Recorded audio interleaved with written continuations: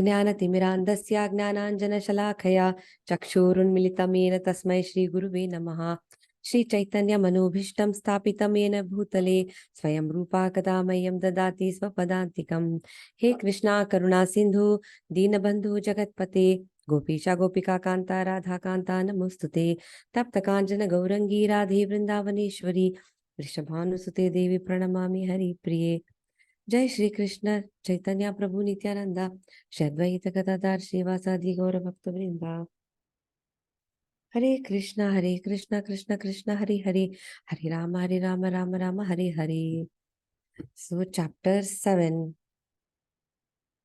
knowledge of the absolute. So first 6 chapters, it's like the whole of Bhagavad Gita is divided into 3 portions.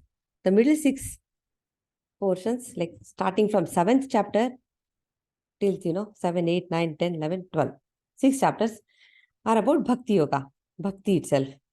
So it's like the special, it's like when you have a sandwich, you have the most interesting, delicious portion of the sandwich in the center. It's like that. So knowledge of the absolute. What is absolute truth? The source of everything. What is it?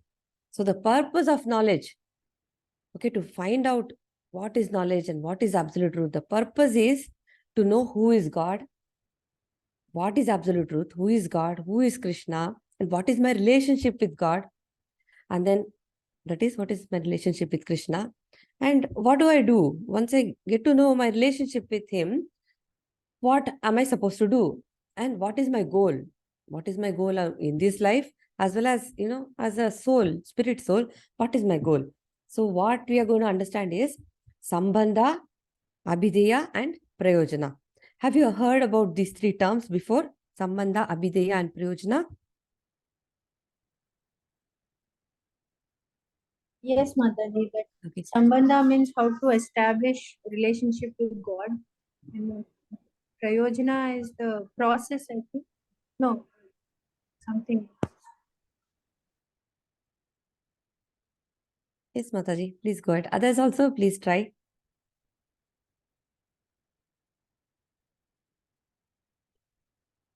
Yes, Mataji, you are correct. Sambandha means establishing our original relationship with the Supreme Personality of Godhead. And then Chaitanya Mahaprabhu himself says, Jivera Swarupa Hai Krishnera Nityadas. So what are we? Eternal servants of Krishna. And then Abhideya means acting according to that constitutional relationship. How we can act in that relationship. There is some activity there. We have to do sadhana bhakti. We have to do all the prescribed duties given to us as a service to the Supreme Personality of Godhead, that is activity. And prayojana is the goal, ultimate goal of life, which is to develop love of Godhead. So that is the Krishna Prema. That is the ultimate goal. And Chaitanya Mahaprabhu says in Chaitanya Charitamrita, if you read, it says, the greatest necessity for a human being is the achievement of love for God. Love for the Supreme Personality of Godhead. So let's begin with this in our mind. Let's pay our obeisances to Sri Sri Radha Govinda and Srila Prabhupada. Okay, so this is what we did in 6th chapter. Different sections. Advancing in yoga through detached work. The Yoga Ruda stage, giving up work. Further stages in the practice of yoga. Necessity of controlling the turbulent mind, which is very, very important. The destination of the unsuccessful yogi, the topmost yogi. Who is the topmost yogi? So we found out that there were 2 stages in Ashtanga Yoga. The beginner stage, Yoga Aruruksha stage, Yoga Aruruksha stage, and the Yoga Roda stage. And it has so many different practices, right? Various practices in Ashtanga Yoga. And it is, all this is to perfect in realizing the soul and the super soul. And the reason for all these different exercises that they do in Ashtanga Yoga in the beginning stage is to control the mind. And Arjuna said, controlling the mind is more difficult than controlling the wind. So in yoga means, in yoga, it is very, very difficult to control the mind. And it is necessary. It is necessary to control the mind in yoga. And Krishna said you can control the mind by practice and detachment. So then Arjuna asked, what is the destination of an unsuccessful yogi?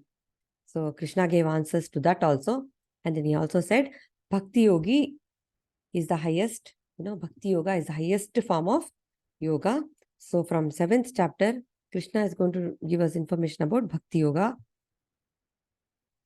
So this is what we'll learn in the first 3 verses. Knowing Krishna in full by hearing about him. Knowing Krishna as the source of both the material and the spiritual energies. The 3 modes are controlled by Krishna, and therefore we have to surrender. The impious lack knowledge and never surrender to Krishna. The pious develop knowledge and surrender. Others who have no knowledge, those who surrender to demigods, and those who are impersonalists. The bewilderment of the living entity and his freedom through knowledge of Krishna. So now, hearing about Krishna reveals knowledge about Krishna's energies. That's what we're going to learn in the first few verses. Krishna's energies, material energies and spiritual energies. And then 4 types of people will surrender to Krishna. 4 types of pious people worship Krishna. And 4 types of impious people do not. So some worship demigods and some become impersonalists. That's what it's saying. And those who are actually free from all the sins and delusions, they can actually do determined bhakti. They can become very elevated devotees. Then Krishna mentions Brahman and lot of different terms, and Arjuna will ask him more questions. So he'll elaborate on that. He'll describe what is Brahman and what are other things in the next chapter, in Akshara Brahma Yoga chapter. So here let's go over this. Synopsis of chapter 7. So Lord Krishna explained in chapter 6, best of all yogis, a yogi who always thinks of him in devotion, concentrate on him in full faith. In chapter 7, knowledge of the absolute begins with stress, process of hearing, the way of acquiring knowledge by descending process as the only process. Knowing Krishna by the process of hearing about him, knowing Krishna as source of matter and spirit. Krishna controls the modes of material nature. The impious never surrender and pious do. Surrendering to demigods and impersonalism, bewilderment of living entities, and freedom by knowing Krishna. So the first 6 chapters instruct us in understanding the self. Krishna said, you are not the body, you are the soul. So a living entity is a spirit soul, and understanding the super self and the process of self-realization. Karma yoga, Jnana yoga, Dhyana yoga, all this he was explaining. And the discrimination of the self from matter. What is spirit, what is matter, how to understand the absolute truth. This is what he's trying to give us, all the information. And at the end of 6th chapter, Krishna said very clearly, the highest form of all yoga is steady concentration of our mind on Krishna. Steady concentration of our mind upon Krishna, which is nothing but Krishna consciousness. So by steady concentration of the mind upon Krishna, we will know everything about him. Complete knowledge. All full scientific knowledge about the absolute truth. We'll understand everything in the sense. We'll understand who are living entities, what is material nature, how all these manifestations have happened, what are all the emanations, incarnations, everything, And he says, all this is possible by hearing. He stresses on that. He says, hear from me. So let's go ahead and learn. So the first 3 verses, knowing Krishna in full by hearing about him. Krishna requests Arjuna to hear of both of his material and spiritual energies and declares that the transcendentalist who succeeds in truly knowing him is most rare. Such a person is very, very rare, who really knows him. Actually, no one can know Krishna. All the yogis, jnanis, and all demigods, no one knows him completely. He himself says, what necessity is there for you to know everything?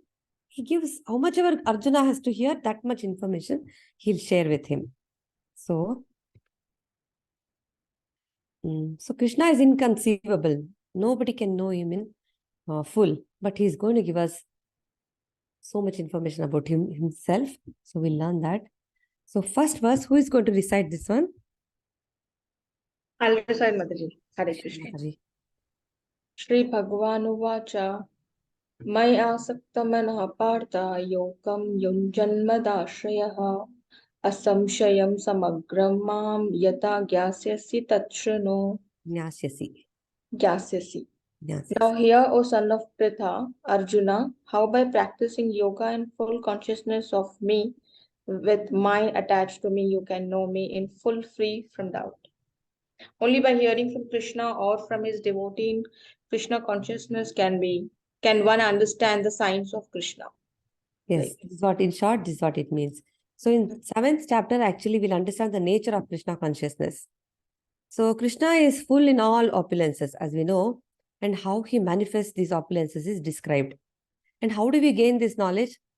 There are 3 ways of acquiring knowledge. Have you heard about Pratyaksha Praman, Anuman Praman, and Shruti Praman? yes, Mother. Okay, what is Pratyaksha Praman? Pratyaksha, Anumanam, Shabda. And Shruti Praman. Shruti. Shruti or Shabda?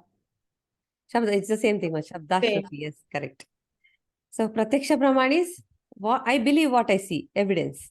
You know, you cannot say, that's how I learn everything. Whatever I see, I believe, whatever I can perceive, I'll understand. This is how I'll gather knowledge, because that is not perfect way of understanding things. Without a mirror, we can't even see our own face, right? We don't know that how our eyelids look, whatever. We don't know so many things. So with our limited senses and our limited knowledge, we cannot understand Krishna. So according to Shastras, that kind of acquiring knowledge is low level. So Anuman Praman means estimating. It's like there is one example given by in the other classes I've heard. It's like there is a pressure cooker sitting and you keep guessing what could be the heat inside. Is it cold? Is it hot? How much pressure is there inside the cooker? You're just estimating. It's like that. So that's how it is. So that is estimating. Shruti Praman means hearing from the Shastras, hearing from authority, hearing from the spiritual master. So it is the superior most way of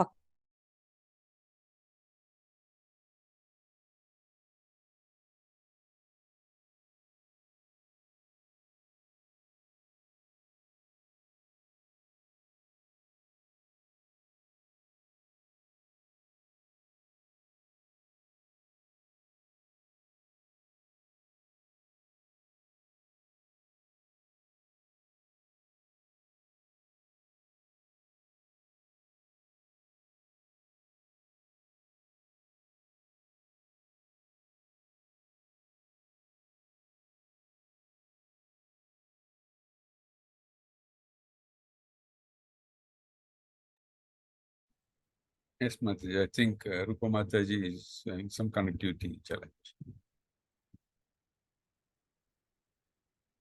Yes, Prabhu. Yeah. Hare Krishna, Prabhuji. Pranam. Hare Krishna, Mataji. Hare Krishna.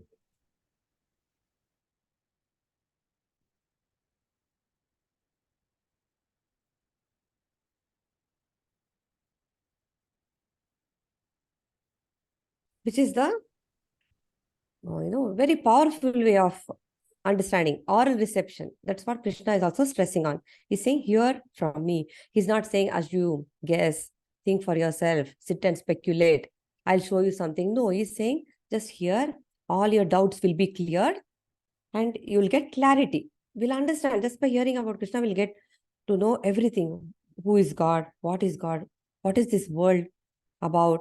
What is our relationship with the super soul? Everything. So only Krishna consciousness can reveal this information. So let's move ahead. You're able to see my screen, right? All of you? Yes, Mother. Yeah. Okay. Knowledge of the absolute. Lord Krishna explains how to know him by the process of hearing. So Lord Krishna, he himself is the absolute truth.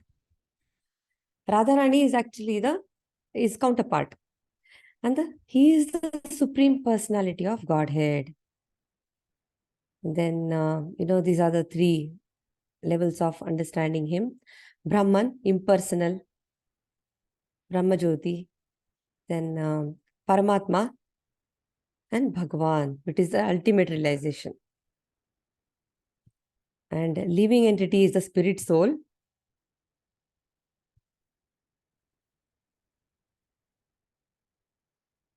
Okay, we can elevate ourselves. A living entity by different yoga processes is capable of elevating to a position of self-realization. These are the different processes. Gnana Yogi actually, this is his goal, to merge with the Brahman. He's Brahman realized. Ashtanga Yogi actually can see the Paramatma. He can meet the Paramatma within his heart. And Bhakti Yogi, actually, he knows the Bhagavan feature. He knows Krishna very well. So these two are partial realizations, whereas Bhakti Yoga, concentrating, focusing mind on Krishna, that is when you get complete realization of who Krishna is. Okay, see. How do you concentrate, focus your mind on Krishna? This is explained in the next few slides also. Engage in 9 process of devotional service, which begins with hearing from Lord Krishna or his devotees. By constant hearing, the Lord who is sitting in our heart, Paramatma, he purifies our heart. He himself purifies. And the devotee will develop transcendental knowledge and becomes fixed in devotional service. He becomes freed from the modes of passion, ignorance, and lust and greed. Then impurities are wiped out. When that happens, a person is situated in pure goodness. When the devotee is in pure goodness, what happens? He becomes enlivened in devotional service, understands the science of Krishna perfectly. So complete knowledge of absolute truth happens. So Bhagavatam also says hearing about Krishna is a virtuous activity. So when we hear he's sitting in our heart, without his mercy, how come a very high, elevated devotee understands everything about Krishna? How does he know all this knowledge? Because Krishna is also very merciful. Sitting in our heart, he himself reveals to the devotee about himself. So the more a person, our efforts are also important, and then Krishna himself will reveal. So that way we get, knowledge, we understand him, and we get his mercy also. So the more we hear, what happens? We are going towards the mode of pure goodness. We become fixed in devotional service. And then our dormant transcendental knowledge, which we already have in our heart actually. The love for Krishna is already dormant in our heart, that gets rekindled. Our faith will mature. The more we hear, we'll have more faith in Krishna. Our devotion will increase. Then more devotion, more love. So once the love is rekindled, then a Bhakti Yogi is, he's experiencing bliss. He's always happy. He's on another platform. So Bhakti Yoga is transcendental. So Prabhupada says chanting is very, very important. So here we can see this chart. 9 processes of devotional service. Very clearly we can see. It starts with Shravanam here, and then Kirtanam, then Smaranam, remembering Krishna, Padasevanam. The examples are also given. Maharaj Prutu for Archanam, then Vandanam, then Dasyam, Sakyam, and Atmanivedanam.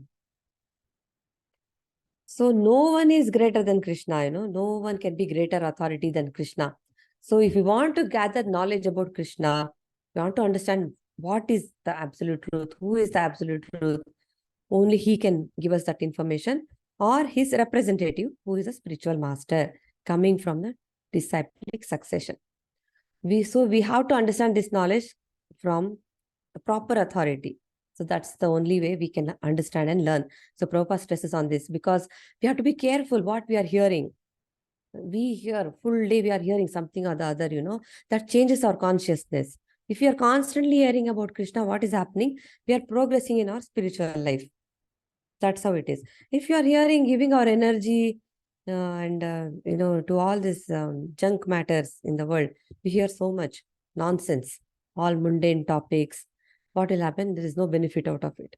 So what we hear actually changes our consciousness, so that we actually become something out of it. So we have to be very, very careful about this. So oral reception is given, very so much importance here. So we have to remember that. Okay, let's go over this also. Examples are also given: chanting or glorifying, which is kirtan, remembering, serving lotus feet. Deity worship is archanam, is deity worship. And praying, Hanuman is the example of dasyam, becoming servant. So if a person becomes liberated by all this knowledge, if you say, okay, this person is liberated, that means he has understood that he is a servant of God. If we become self-realized, that means we know that we are subservient to the Lord and his elevated devotees. So a devotee knows he is a servant of the servant of the servant of the servant of the Supreme Lord. That's how it is. So please recite this verse. Anyone who would like to recite? Okay, Mataji. Jnanam teham savijnanam idam vaksyami ashesataha yet gnatva neha bhuyo jnaj gnatavyam avashishyate. I shall now declare unto you in full this knowledge, both phenomenal and numinous, by knowing which there shall remain nothing further to be known. Hare Krishna. Hare Krishna, Mataji. So Krishna is going to reveal to us, tell us something that will attract us to him. Why do we need to know all this? Because Prabhupada gives a very nice example. He says, okay, somebody says, okay, he presents a person and says, this is Mr. John.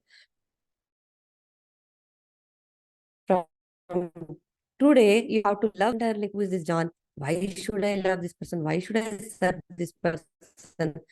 We don't know anything about this John person. So once you know about his greatness, about his character and about his personality, all his achievements and that, and this, what he can do, and everything about him, then what happens? There is this like we think, wow, this person is so great. First, there is respect, right? We feel like, oh, this person is really great. Oh my God, he does something that no one can do. So that kind of a feeling. Then what happens? This respect will make us serve him. And slowly, by serving more and more and more, once we know somebody is really, really great, what happens? You actually fall in love with that person. This person is really good, I really love this person. It's like that. So same thing with Krishna. Not everybody can accept him so easily. So if they know how great he is, who he is actually, then, that's how. Once there is knowledge, that will take us towards bhakti. But a bhakti yogi, a devotee, a very highly elevated devotee, already has knowledge also. He's already a yogi and sannyasi and everything. So here it is saying complete knowledge means transcendental knowledge, knowledge of the phenomenal world and the spirit behind it, and the source of both spirit and matter. Who is the source for both of this? So as we know, there is this example. There is this car. Car itself cannot do anything unless and until the driver opens the door, sits and starts driving the car cannot move. Same way, a spirit soul enters the body and makes it living. Because of the spirit soul, the body keeps changing and we see so many symptoms. So that's how it is. And another thing he is saying, by knowing which there shall remain nothing further to be known. And, Prabhupada says, this is like a great thing, No book in the world is complete, right? You can compare to Bhagavad Gita. No speaker will say, you just hear me and after this, there's nothing more to know at all. You read this book and there is nothing more for you to understand or learn. This book is the ultimate source. It is like this. So Krishna is saying, after you understand the source of everything, after you understand this knowledge, transcendental knowledge, there will be nothing further to be known at all. So no speaker will say this. So he's giving us this knowledge which is so powerful, which can change how we think, how we live, everything. So Bhagavad Gita is like a foundation for all that we know, and all that will, all the activities will perform, the way we live, everything changes. Lord Krishna explains full knowledge, that is phenomenal and numinous. Matter, complete knowledge, transcendental knowledge. Phenomenal, knowledge acquired or perceived by senses. Numinous, knowledge about spirit, not acquired by senses. Okay. Knowing this, nothing more to be known. So Krishna is a controller of both matter and spirit. Lord Krishna explains to Arjuna, he explains all this to Arjuna because of his qualification. What is it? He is a friend as well as a devotee, and he is also not envious. He will reveal this in the 9th chapter also. He says, he says to Arjuna, you're not envious. That's why I'm going to share this information with you. So he is the cause of all causes. Brahma himself says this in Brahma Samhita. And is the source of all knowledge. Is the only object of meditation for all yoga process. Okay. So when the cause of all causes becomes known, then everything knowable becomes known and nothing remains unknown. So this is what he's saying. And he explains all this because Arjuna is a confidential devotee. Okay, a very important verse here. Who would like to recite? May I, Mataji? Sure, Mataji. Hare Krishna. Go Hare ahead, please. Krishna. Manushyanam sahasreshu kaschid yatati siddhaye yatataamapi siddhanam kaschin mam veti tatvatah. Out of many thousands among men, one may endeavor for perfection, and of those who have achieved, I can't see the last sentence. Those who have achieved perfection, hardly one knows me in truth. So you can see the example of a marathon here. So Lord Krishna he goes on to build how rare this knowledge is. Out of so many living entities, how many living entities are there? And so many cycles of births and deaths. One person may understand what is perfection of life, what is the purpose of life, and he may actually become a realized Siddha. And out of the Siddhas also, Siddha knows I'm not the body, I'm the soul. And activity in the realization, there is always some activity. Once they realize, I'm not the body, I'm the soul, like Abhideya, they know that. So a person out of all the Siddhas, one person will actually become completely, he'll understand completely. He'll know what is the absolute truth, who is Krishna, who he is, and what's his relationship. And such a person is very, very rare. Krishna is saying, out of all these people who are endeavoring to understand me, it may take so many births, I don't know, thousands of years probably. So only one might understand me. So not everybody can reach the finishing line. So we understand how difficult it is for a person to understand. So it's like this, in a marathon, so many people are running, but very few reach the finishing line. So he's also saying, please hear from me. Only then you can acquire all this knowledge. And whenever we are hearing also, when, for instance, we are hearing from Prabhupada or some elevated devotee or from reading from the book, there is no need to doubt at all, because all is Madhvacharya and Ramanujacharya, all these great acharyas, they are very elevated beings. We don't have to doubt them. We just have to listen to them, hear from them. That's the easiest way of understanding the transcendental knowledge. So he himself is saying that. So we have to pay attention to what we hear. Again, there is another chart. Rarely man achieves perfection. Out of perfected souls, rarely some understand Krishna. Different grades of men. Generally, people are interested in animal propensities. Animal propensity means eating, sleeping, mating, defending. And when they are discussing also, they discuss only, topics, very mundane topics. Only, they are bothered only about this. But transcendental knowledge means understanding the soul, super soul, everything, absolute truth. So very few, and try to make an effort to understand. And chapters 1 to 6, understanding self, super soul, and process of self-realization was discussed. Difference between soul and matter, Jnana Yoga. And now, understanding Krishna, absolute truth, cause of all causes, supreme personality of Godhead, all 6 opulences in full. Krishna is the absolute truth. He is the cause of all causes. He is the supreme personality of Godhead, and he has all these 6 opulences in full. This information has been misrepresented in so many books. So many people talk about Bhagavad Gita, they give speeches, they have written their own commentaries, but they will not tell this, They talk as if Krishna is another human being. They'll not give proper information. That's what Prabhupada is saying. Let's understand Bhagavad Gita as it is given by Krishna himself. So, Krishna can only be known by process of Krishna consciousness engaged in devotional service. Process of bhakti is not easy to practice as proclaimed by impersonalists. Process of devotional service. Okay. We have Vedic literatures, Upanishads, Puranas, Narad, Pancharatra. All these are Vedic literatures, Vedas. Any process, devotional service to the Lord that ignores the authority of Vedas is just a disturbance to the society.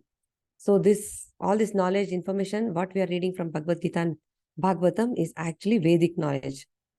Okay. So anything that ignores, any kind of worship that is ignoring the authorized Vedic literature, like Upanishads, Puranas, all this Narad Pancharatra, all this, it is just simply going to cause unnecessary disturbance in the society. So non-devotees will never understand what is the absolute truth, who is God.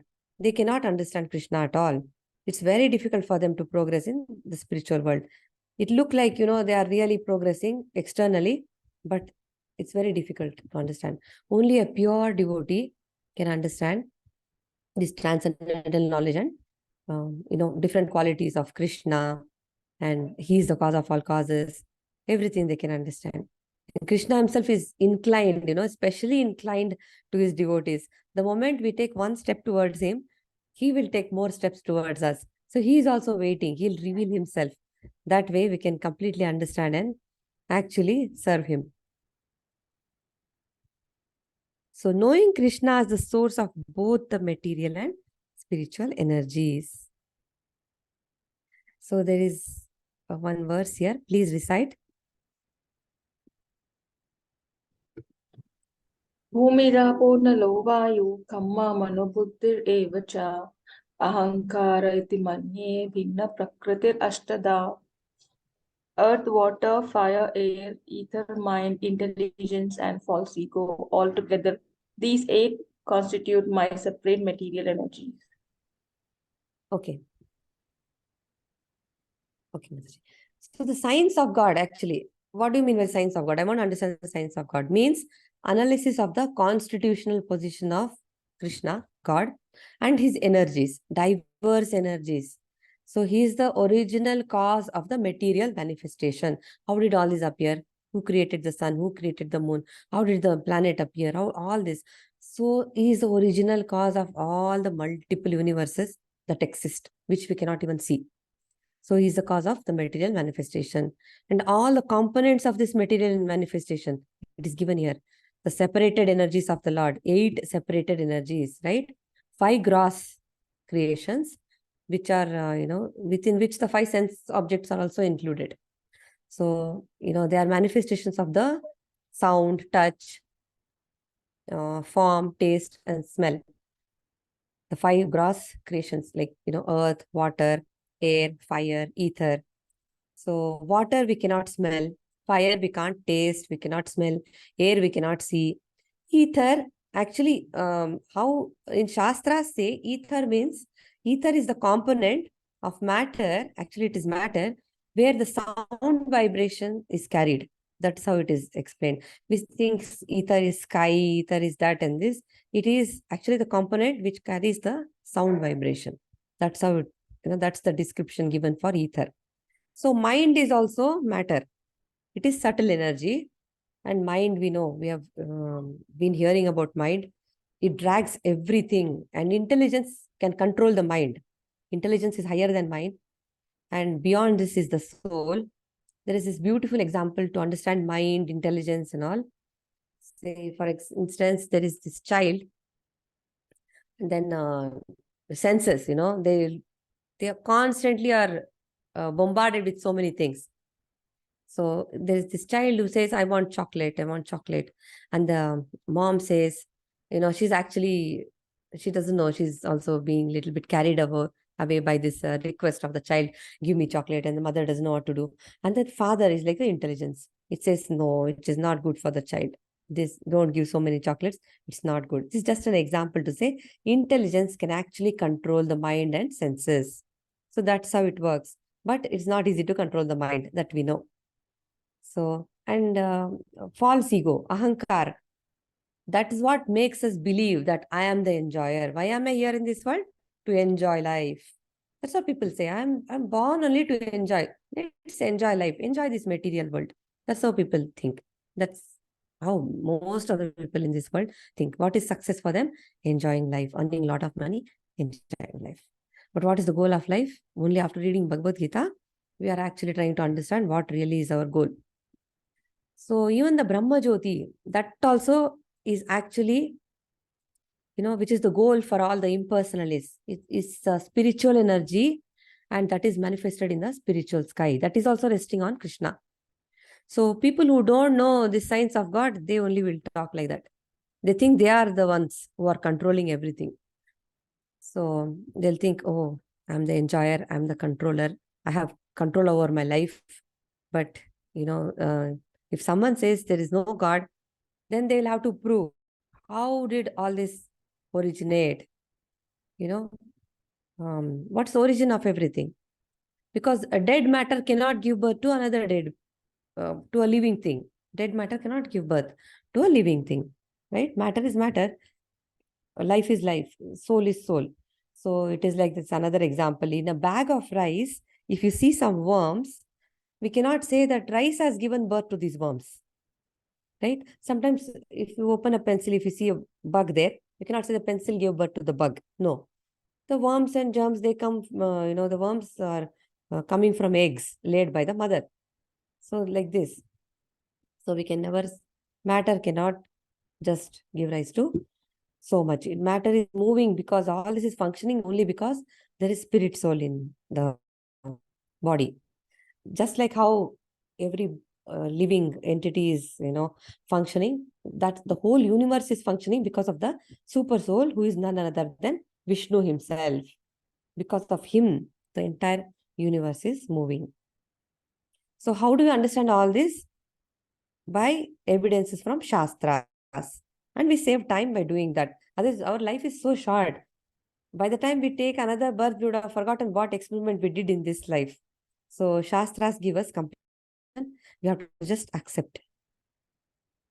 Even these philosophers who train doctors to solve all these psychological problems and all, their knowledge is also not complete.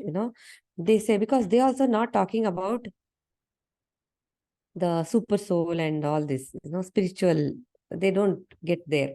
So their knowledge is not complete. Who is the ultimate source of everything? What does the soul want? And, this false ego, I am this, I am that, this is mine, I am feeling this, I am feeling that. All this is false ego. So that's how the whole material existence is going on because of this false ego and all that.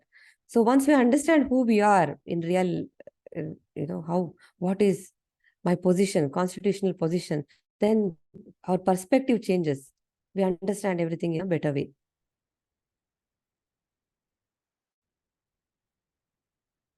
So there is this verse here. Please recite. Apareyam itasva anyam prakritim vidhi me param Jiva Bhuta Mahabahu Yayedam Dharyate Jagat. The Supreme Lord Krishna is the only controller, and all living entities are controlled by him. These living entities are his superior energy because the quality of their existence is one and the same with the Supreme, but they are never equal to the Lord in quantity of power. Besides these, O mighty armed Arjuna, there is another superior energy of mind which comprises the living entities who are exploiting the resources of this material inferior nature. Hare Krishna. Mataji. Thank you. So material nature is called Prakriti. What is Prakriti? Material nature. We all are souls, spirit souls. So living entities belong to the superior energy, superior nature of the Supreme Lord. We are Para Prakriti, and the gross and the subtle, earth, water, air, ether, fire, and the subtle mind, intelligence, false ego. Both forms of material nature, they are products of the inferior energy, Apara Shakti, Para Prakriti, Apara Prakriti, inferior. Energy, the entire material world is functioning. It has become manifested because of this superior energy. Otherwise, we cannot act. Okay. And what are we doing? As superior energy, we are actually exploiting the inferior nature. And then the Lord is the only controller. He is the energetic. We say this, energy. We talk about energy, but there is energetic who is controlling the energy. So all the living entities are controlled by. We have no independent existence. We can even, whatever we are in the spiritual world or in the material world, we are actually dependent on Krishna only. That's how it is. Then they say, right, Nityo Nityanam Chetanas Chetananam. Nitya means eternal. Nityana means there are many eternal living entities. So many. There's only one Nitya, that is the Supreme Lord, who is controlling all the rest of the living entities. He is the maintainer. We are all maintained. Singular and plural. Nitya, Nityas. And Chetana, Chetananam. Like we are also conscious. The Lord is also conscious. But our consciousness and his consciousness, they're not the same. He's supremely conscious. Whereas, we have limitations. That's how it is. And we are qualitatively equal to the Lord. It's like if you take a drop of water from the ocean and go examine it in the lab, it will have all the properties of the ocean water. But this drop is not equal to the ocean itself. That's how our condition is. We're qualitatively equal. Not equal. Will never become equal to God. So nobody can claim that they are God. That's not going to happen. That is, if somebody is claiming that they are God and something, that's their false ego. That's all. That is because of the influence of material illusion, They'll talk like that. I'm this, I'm that, like that. So real liberation means understanding that we are actually the servants of the Lord. So all created beings,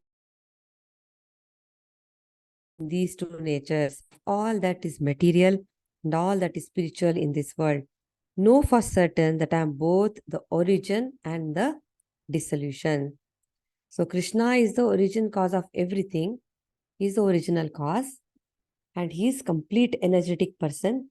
He possesses all his different energies, separated and internal energies. So many energies are there. We are all separated energies because we're not going to again go merge into him. Arjuna is not going to merge into Krishna and become one. Arjuna is separate living entity. So we are all separated living entities. So energies. And we have free will with which we are creating so many things. We can build skyscrapers. Like Roopa says, we can build big factories. We can even develop a city, all this. But we will never be able to build a big universe. We have limitations. Our capacity is very limited. We cannot create sun, moon, all these multiple universes. We will never be able to do that. So just like a child grows from boyhood and then this is all because of the superior energy, spirit soul, which is living in the body. And whatever is happening in this gigantic universe is all because of the super soul Vishnu. Okay, another chart. We'll quickly go over this. Earth, water, fire, air, ether, mind, intelligence, and false ego are separated energies. Krishna, plenary expansions are complete. And then material creation is Prakriti. Both the cause for both. Purusha incarnations, Mahavishnu, Karanadakshay Vishnu, and then Garbhodakshay Vishnu, Kshirodakshay Vishnu. We'll discuss this. So Mahavishnu, Karanadakshay Vishnu creates total material energy called Mahatattva. Garbhodakshay Vishnu enters into every universe to create diversities. And then Kshirodakshay Vishnu enters into every atom to maintain as super soul. He is there, he pervades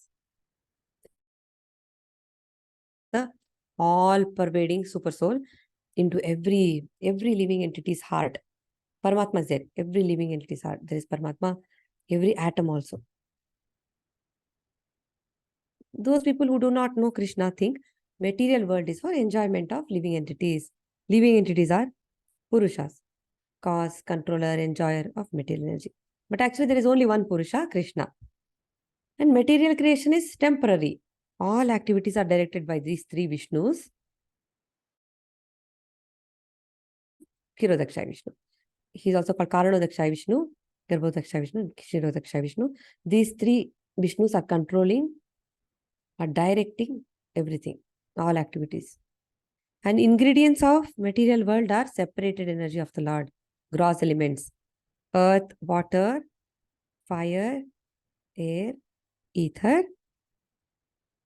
5 gross elements. Subtle elements are mind, intelligence, and false ego. If you want to really understand how this creation happens, everything, you'll have to read Bhagavatam. This is explained in great detail in Bhagavatam. So we'll just go to the next slide. So can someone read this so that we understand what is happening? This is just for information. That's all. Hare Krishna. I'll read, Mataji. Can I? Yes, Mataji, sure. He expands himself by his his different energies as well as by his planetary portions. In a corner of the spiritual sky of Brahma Jyoti, a spiritual cloud sometimes appears, and the covered portion is called the Mahatattva. The Lord then, by his planetary portion as Mahavishnu, lies down within the water of the Mahatattva, and the water is called the casual ocean, Karnanjala, while Mahavishnu Karanajala. Karanajala. While Mahavishnu sleeps within the casual ocean, innumerable universes are generated along with his breathing. These universes are floating and they are scattered all over the casual ocean. They are scattered all over the casual ocean. Causal. They stay only during the breathing period of Mahavishnu. In each and every universal globe, the same Mahavishnu enters again as Garbhodakshaya Vishnu and lies there on the serpent-like Shesha incarnation. From his navel sprouts a lotus stem, and on the lotus Brahma, the Lord of the universe, is born. Brahma creates all forms of living beings of different shapes in terms of different desires within the universe. He also creates the sun, moon, and other demigods. Srimad Bhagavatam 2.5.33. Hare Krishna, Mataji. This is just for us to understand what's happening. So, knowledge of the absolute. Besides inferior energy, Lord Krishna's superior energy are living entities. Krishna's energies, Shaktis, source of origin and dissolution. Antaranga, internal, is the superior energy. Tatastha Shakti, superior. Soul, Jivas. Bahiranga is external, inferior energy, material world. Gross, earth, water, air, fire, ether. And subtle is mind, intelligence, and false ego. Then these Jivas are exploiting material world in conditioned state. Liberation means free from material illusion. I, mine, all this will understand. Nothing belongs to me. We'll understand this. Okay. Please recite this one, Mataji. Who would like to recite? Hare Krishna. I will. Hare Krishna. Mattah parataram nanyat kinchid asti dhananjaya mai sarvam idam pratam sutre mani gana iva. Svetasvatara Upanishad. Protam. Pardon? Svetas It's Protam, Mataji. Protam. Yeah, go ahead, please. Svetasvatara Upanishad. There is no truth superior to that of the Supreme Person because he is the supermost. He is smaller than the smallest and he is greater than the greatest. He is situated as a silent tree and he illumines the transcendental sky, and as a tree spreads its roots, he spreads his extensive energies. O conqueror of wealth, there is no truth superior to me. Everything rests upon me as pearls are strung on a thread. Hare Krishna. So Krishna is holding everything together. How are these planets floating in the space? Just think. So he is responsible for everything actually. He is Adi, Anadi, no origin, no beginning. Arupam means not impersonal. It's transcendental form of eternity, bliss and knowledge. So he does have a form, Arupam, and they say, oh, he doesn't have a form. No, that's not true. Krishna has a form and he's energetic, is not God, is not formless. All that does not hold good. When you go through Vedic literature and Bhagavad Gita, this is what we understand. He has a form, but his form is transcendental form of eternity, bliss and knowledge. We have a body and the soul needs a body to survive in this material world. So I'm not the body, I'm the soul. We have to keep repeating this too. The realization is something else. So just understanding this as a theory itself takes time, right? But for Krishna, his body, his soul, everything is transcendental. Like us. That's the only difference. Okay? And we'll never become equal to him. So this is confirmed. He is the absolute truth. He is the personality of Godhead. This is confirmed in every step. Throughout Bhagavad Gita, there are several verses to confirm this truth. That he is the absolute. Okay. Different opulences of Krishna. Okay, he's a taste in water. But actually he's saying, I'm the taste in water. And then, he's the light in the sun and moon. Among Vedic mantras, he's Om, the syllable Om. And in ether, he's the sound. He's the ability in man. Whatever we are able to perform, if somebody has some talent, some skills, that ability is also, a representation of Krishna's energy only. It's his mercy. He is the one who is giving that. Then the fragrance in earth, he is that. Heat in fire, is the life in all that lives, is the parents of all ascetics, is the original seed of all existences. He is the seed-giving father. He says that. He is the intelligence of the intelligent, he is the prowess of all powerful men, he is the strength of the strong, devoid of passion and desire. He is a sex life, not contrary to religious principles. Okay. Okay, in another verse, please recite.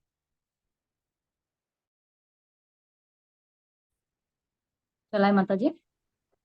Sure, Mataji. एचैव सात्विका भावा राजसास्थामाश्चये मता एव तान् विधि न त्वहं तेषु ते मयि. Know that all states of being, be they of goodness, passion, or ignorance, are manifested by my energy.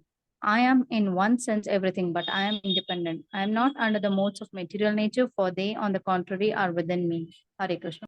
Hare Krishna. And this. Okay, see. Nirguna. Krishna is Nirguna. Doesn't mean, oh, he's just without a body or he's that or this. No.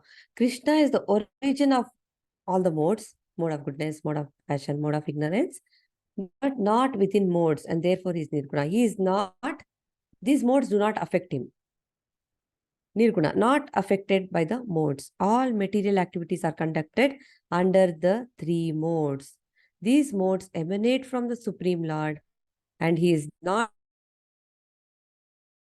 subordinate to them. It's like this analogy of king, how he's a lawmaker. He's not subject to the state laws. If there's a king and there's a kingdom, he's the lawmaker. So if by chance he enters a prison, all the other prisoners, because he looks like them, right? He looks like a human being. He has 2 hands, 2 legs, whatever. So they may think, oh, look, another prisoner has come. So that's how when Krishna appears, descends, there may be foolish people who think, look, another human being has come. But actually is beyond all that. So a king is a lawmaker. So he is not subject to the state laws.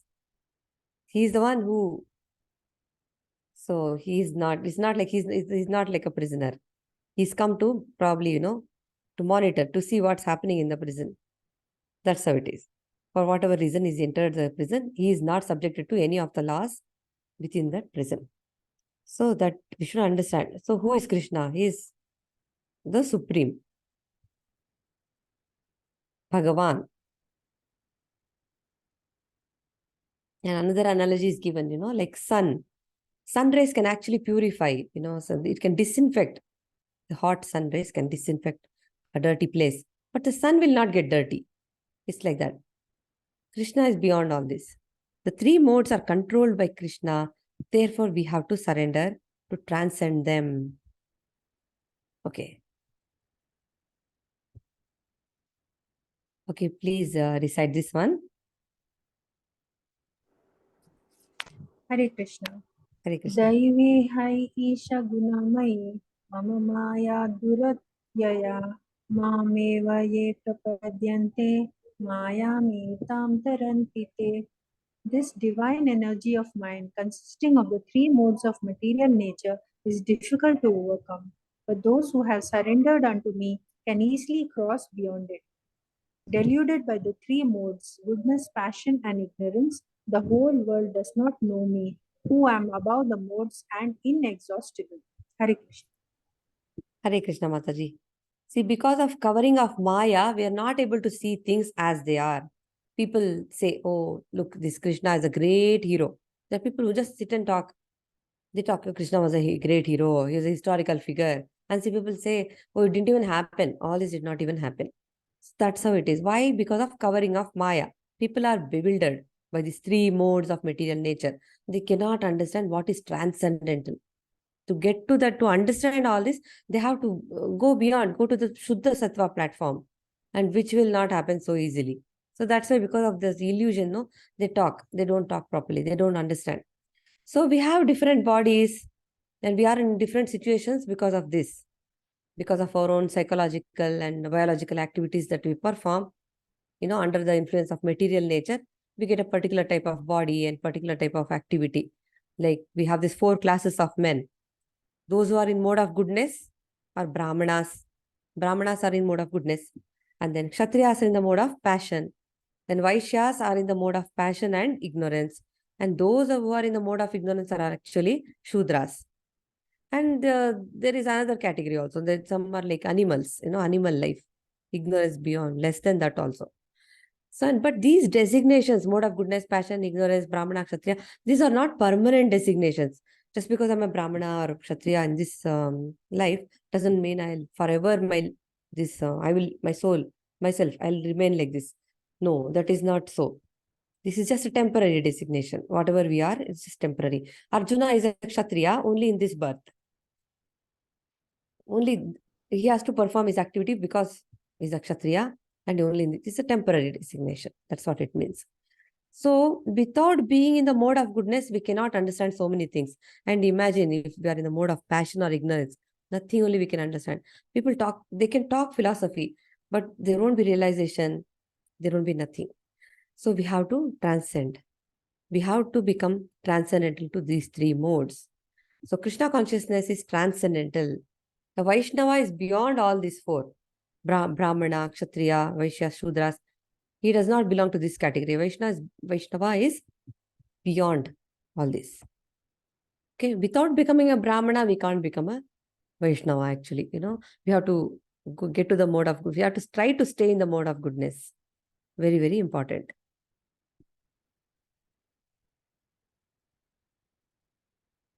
Okay. We'll do 2 more slides and remaining we'll do next weekend. We have covered half the chapter. So Krishna explains how to get free from the modes. He himself is saying, bound by clutches of Maya, we are Nitya Baddhas. A living entity is bound, eternally bound. It's material nature, that's how things work under the 3 modes. Very difficult to overcome since controlled by the Supreme Lord. We can overcome if we take his shelter. He's saying that. Divine energy, material energy is called so because of its divine connection and movement by divine will. Guna also means rope. Okay. It's very difficult. We are all Baddhas, very difficult to overcome. We can understand. Prabhupada explains this in the purport. It is like this. So, Guna means rope. We are all bound. Okay. Like my hands are tied. And somebody else also is in illusion. That person is also tied up. So I have all these problems I'm facing, all these miseries. I go and tell this person, I'll find. We do that, right? We usually call up someone and tell, look, I'm going through this person. That person, he cannot solve our problems at all. We'll reveal our problems. That person will go and reveal. Everybody is discussing their problems. So what is the ultimate solution? So it's like that. So this person is also in the conditioned state. That person is also a conditioned living entity. They both are discussing. They cannot come out of their situation at all. The misery continues. Only a person who is liberated, whose hands are not tied up, only such a person can come and remove the knots of this rope. And who is such a person? A spiritual master, because he's a Tattvadarshi. He is a very elevated person. He's an Acharya. Such a person. Krishna himself or his representative, who is a very elevated person, only such a person can actually take us out of this misery. Others will keep on discussing among ourselves. It's like that. So one conditioned living entity cannot help the other one if he's not liberated. His hands are free, he can help. So that's what it means. So we have to be very careful. So if we take the shelter of the spiritual master, he will actually guide us how to progress, how to live like human beings, because human life is very, very rare. So we should not waste it. He'll tell us how to progress and he'll make sure we succeed also. Even Brahma and Shiva are also under the influence of Maya. So what is our condition? So freedom is possible only when we understand Krishna. And even Krishna, Lord Shiva also says, I cannot give liberation. That is possible only by Vishnu. Only Vishnu can give liberation. No one can trace out the history of being conditioned. It is like somebody is sick and then wondering why this happened, how this happened, how come, no point questioning. There's no point crying over spilt milk. It's like that. We cannot say, when did we become conditioned? How did I enter this place? All these questions arise, right? Because of our own activities, our desires, we have appeared here. We have taken birth. We have been pushed into this world. But now we are already here, and if by chance we come in touch with pure devotee, now we should see what we can do now, how to purify ourselves. So it's very important to take shelter of a Acharya. Get free from clutches of Maya. Okay.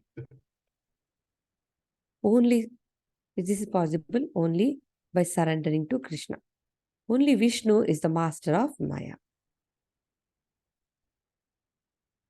And section D we can actually do next weekend. And the impious lack knowledge and never surrender to Krishna. The pious develop knowledge and surrender to Krishna. These verses we can do. And this, please read the 7.15 purport. It's a very long purport. So much Prabhupada is written in this purport. 7.15. You can read this. We have finished half the chapter, so rest half we can do next weekend, next Saturday. And then this sounds like so much information, knowledge of the absolute. But it is more. First time we may think it may look very confusing. But actually, if you keep reading more and more, you'll actually understand what Prabhupada is trying to tell us.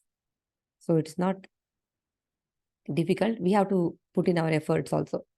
Chant more and read more, hear more, so that we will understand better. So I'll stop this share. Prabhuji, I think we can stop recording also. Hope Okay, your Mataji. recording is, Prabhuji. Thank you so much. Hare Krishna.